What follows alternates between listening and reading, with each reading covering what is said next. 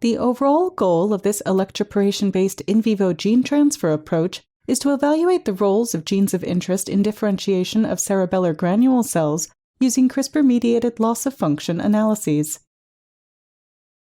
This method can help answer key questions in the developmental neurosciences and neurooncologies, such as for identification of the molecules important for the normal cerebellar development and brain tumor formations. The procedure of in utero electroporation will be demonstrated by Dr. Lena Herbst, a postdoc from Professor Peter Lichter's laboratory. And then the following immunohistochemistry will be performed by Dr. Weijun Feng, a postdoc from Dr. Hai-Kun Li's laboratory.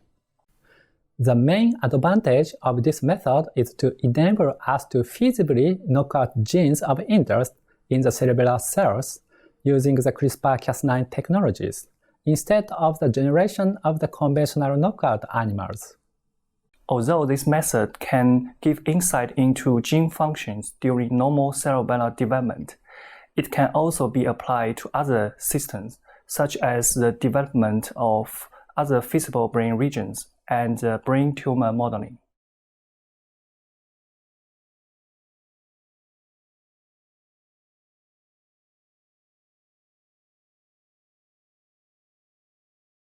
Begin by loading a borosilicate glass capillary into a micropipette puller and pulling to create a fine tip.